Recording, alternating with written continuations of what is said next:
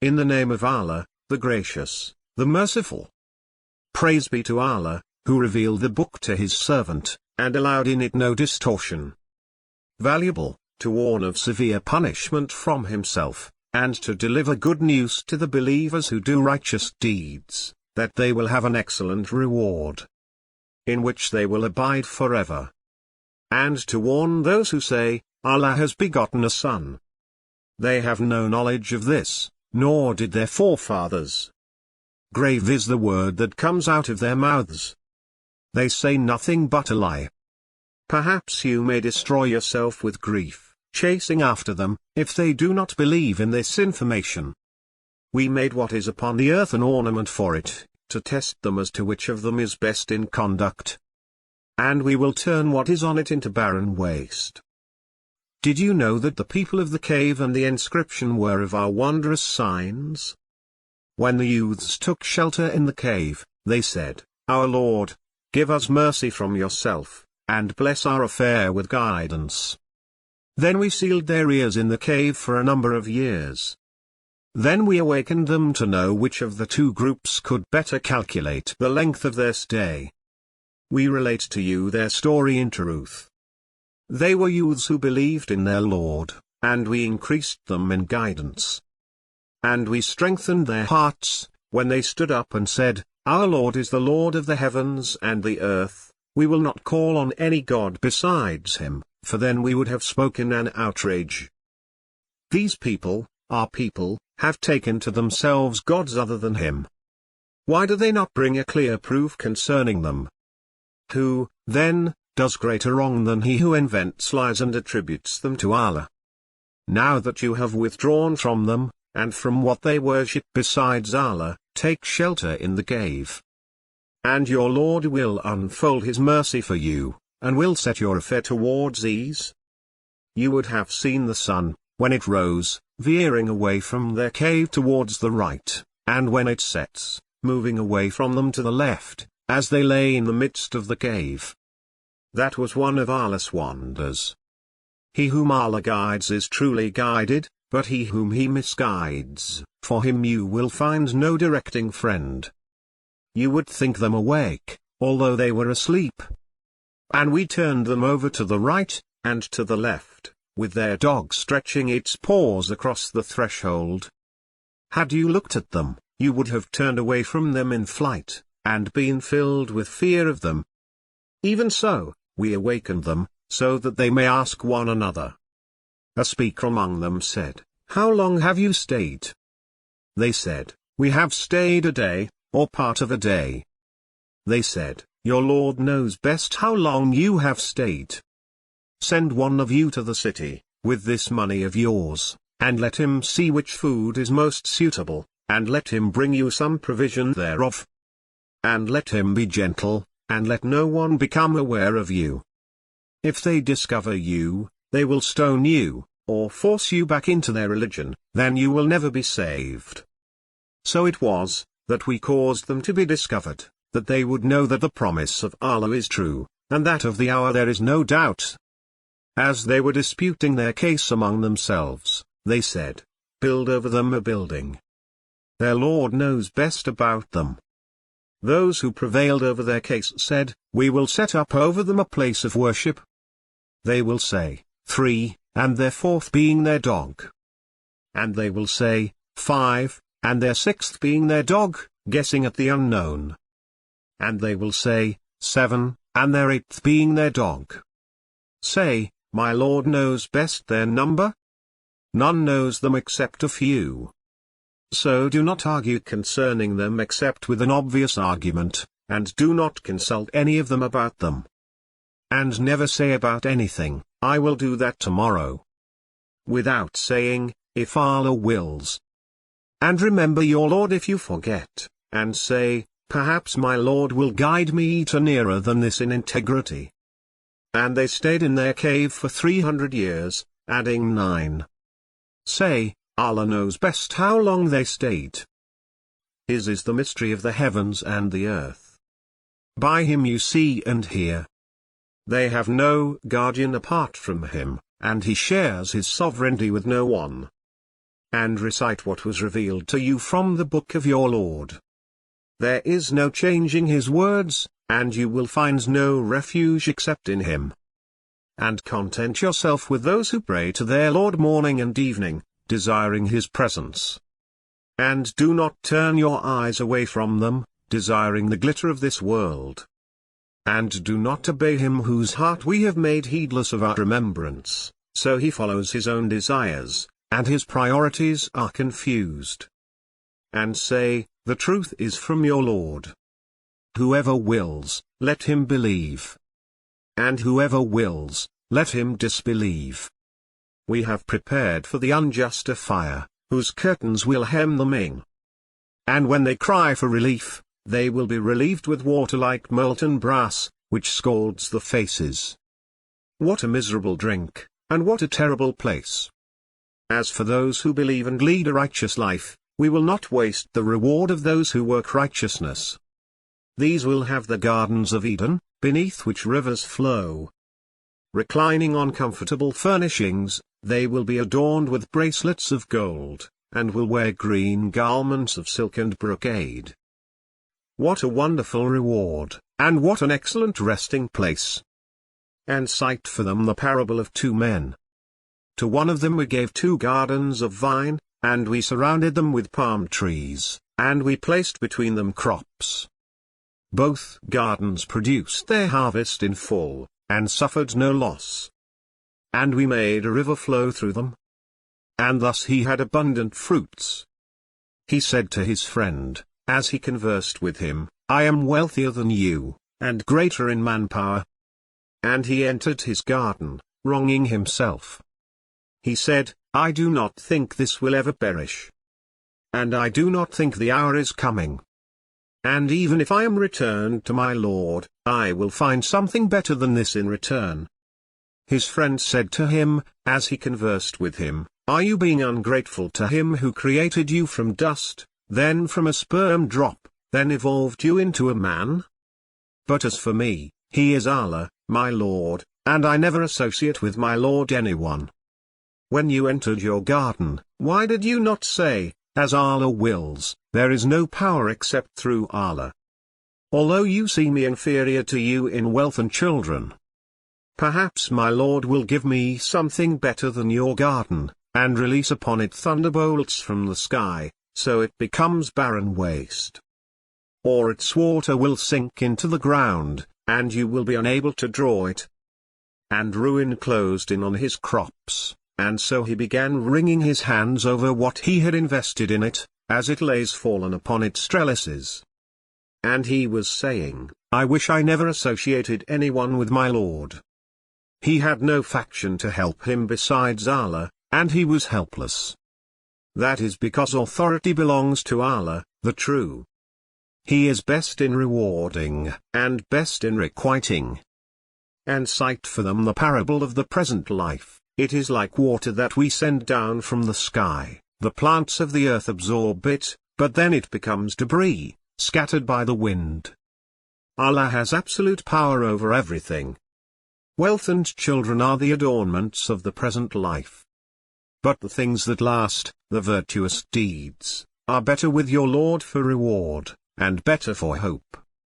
On the day when we set the mountains in motion, and you see the earth emerging, and we gather them together, and leave none of them behind. They will be presented before your Lord in a row. You have come to us as we created you the first time. Although you claimed we would not set a meeting for you. And the book will be placed, and you will see the sinners fearful of its contents. And they will say, Woe to us! What is with this book that leaves nothing, small or big, but it has enumerated it? They will find everything they had done present. Your Lord does not wrong anyone. We said to the angels, Bow down to Adam. So they bowed down, except for Satan. He was of the jinn, and he defied the command of his Lord. Will you take him and his offspring as lords instead of me, when they are an enemy to you?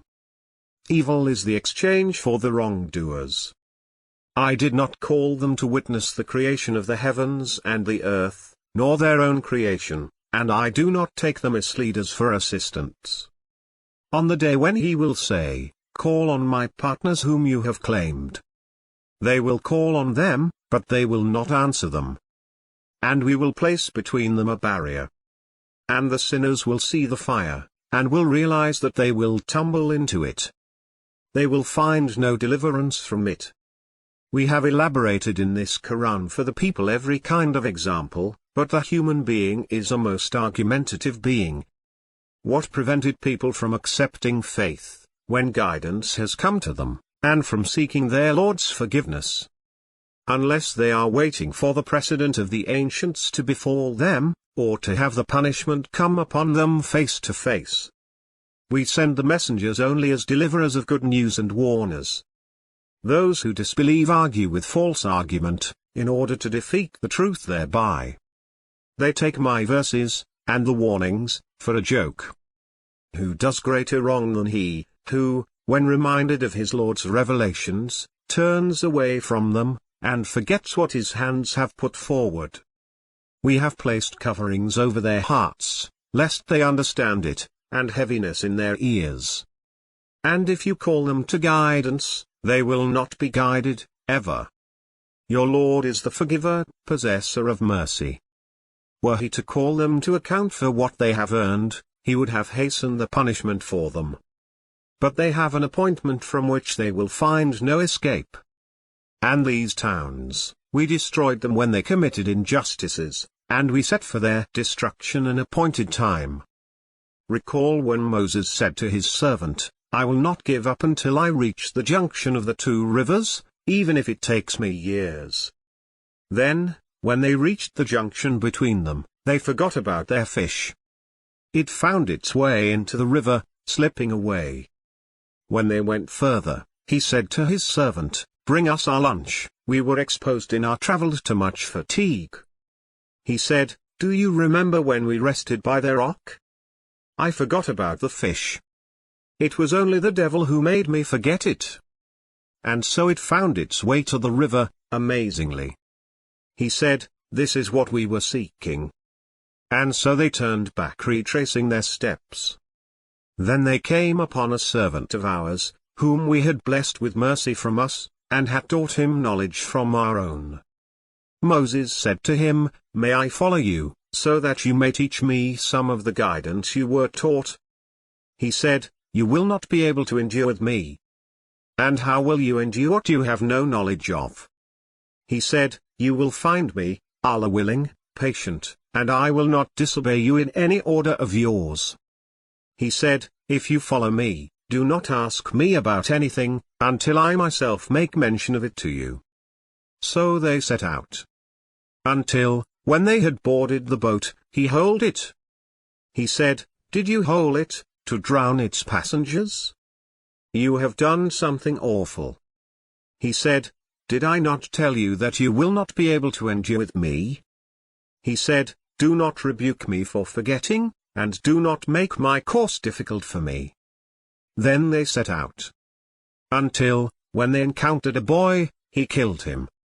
He said, "Did you kill a pure soul, who killed no one? You have done something terrible." He said, "Did I not tell you that you will not be able to endure with me?" He said, "If I ask you about anything after this, then do not keep company with me. You have received excuses from me." So they set out. Until, when they reached the people of a town, they asked them for food, but they refused to offer them hospitality. Though they found a wall about to collapse, and he repaired it. He said, "If you wanted, you could have obtained a payment for it." He said, "This is the parting between you and me. I will tell you the interpretation of what you were unable to endure. As for the boat, it belonged to paupers working at sea. I wanted to damage it because there was a king coming after them, seizing every boat by force. As for the boy, his parents were believers, and we feared he would overwhelm them with oppression and disbelief. So we wanted their Lord to replace him with someone better in purity, and closer to mercy. And as for the wall, it belonged to two orphaned boys in the town. beneath it was a treasure that belonged to them. Their father was a righteous man. Your Lord wanted them to reach their maturity, and then extract their treasure, as a mercy from your Lord. I did not do it of my own accord. This is the interpretation of what you were unable to endure. And they ask you about Dhulqarnain. Say, I will tell you something about him. We established him on earth, and gave him all kinds of means. He pursued a certain course. Until, when he reached the setting of the sun, he found it setting in a murky spring, and found a people in its vicinity. We said, O Dhulqarnain, you may either inflict a penalty, or else treat them kindly. He said, as for him who does wrong, we will penalize him, then he will be returned to his Lord, and he will punish him with an unheard-of torment. But as for him who believes and acts righteously, he will have the finest reward, and we will speak to him of our command with ease. Then he pursued a course. Until, when he reached the rising of the sun, he found it rising on a people for whom we had provided no shelter from it. And so it was. We had full knowledge of what he had. Then he pursued a course. Until, when he reached the point separating the two barriers, he found beside them a people who could barely understand what is said. They said, O Dhulqarnain, the Gog and Magog are spreading chaos in the land. Can we pay you, to build between us and them a wall? He said, what my Lord has empowered me with is better. But assist me with strength, and I will build between you and them a dam. Bring me blocks of iron. So that, when he had leveled up between the two cliffs, he said, blow. And having turned it into a fire, he said, bring me tar to pour over it. So they were unable to climb it, and they could not penetrate it. He said, this is a mercy from my Lord. But when the promise of my Lord comes true, he will turn it into rubble, and the promise of my Lord is always true. On that day, we will leave them surging upon one another. And the trumpet will be blown, and we will gather them together. On that day, we will present the disbelievers to hell, all displayed.